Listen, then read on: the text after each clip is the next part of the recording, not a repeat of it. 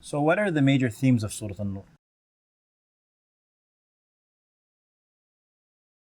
So you can actually say the theme is zina. There's some other themes there, but mostly it deals with zina. So verse 1 is very unique, says, listen up, pay attention to everything in this surah. Yeah. Verse 2 immediately, with no introduction, says, those who commit zina, this is the punishment. Verse 3 says, this is the marital situation of those who commit zina. Okay. Verse 4 says, this is the for slander, which is accusing someone of zina. Then verses 5 through 10 say, this is if you catch your wife committing zina, how the process in court, known as li'an. Yeah. Then verses 11 until 26 deal with the ifk, the incident of the ifk, the accusation against Aisha, which is accusing Slander, someone of right? zina, the Yeah. slander, accusing someone of zina. Then to verses 27, 28, 29 deal with the rules of visitation. Yeah. What does that have to do with zina? Well, where's zina going to happen? It's going to happen in homes, behind closed doors. Not only that, in the old days, they didn't ask permission.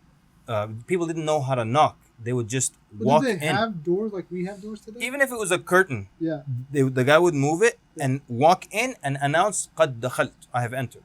I'm like, okay, well, Your Highness, you can see your way out, you know. And the guy can enter like that and announce his presence, and then the lady will be like, oh, the man of the house isn't here. Oh. You know, and what if he steps right out and the guy's coming from the market and sees him walking out of his home? I mean, the theme of zina, the idea will always come up in mind. So the rules of visitation and lowering your gaze in people's homes, that's related to zina. Well, if people did that, then I'm assuming those kinds of things did happen.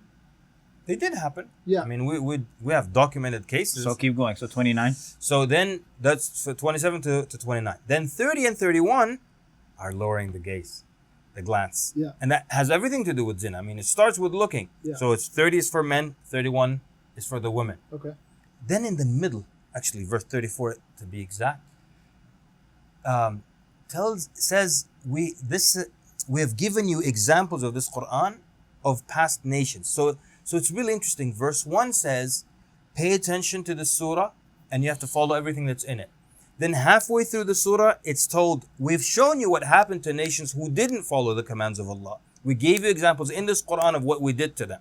And then towards the end of the surah, actually the last verse, again is another reminder. Like everything is under the control of Allah. Everyone in the heaven and the earth, everything is following Allah's laws. Are you going to follow His laws? So it's really powerful like that.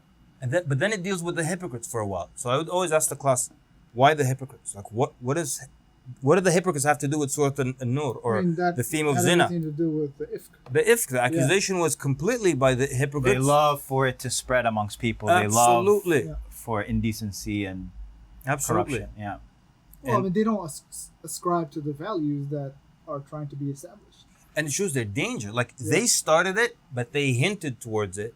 And then righteous, actual believers Fell into it. like explicitly said it, and they got punished for it. Okay. You know, so it shows you how dangerous they are. So really the theme is zina and things related to zina, the glance, visitation, you know, all kinds of things. Even deals with prostitution for a while. Yeah. You know. So when we say, why do we trust the laws of Allah, and that a person will attend this class will trust the laws of Allah, is because some of these things, especially that have to do with zina, we live in a world where these things are not viewed to be bad. At all. And in fact, it is conflicting to people. Like, why is this haram?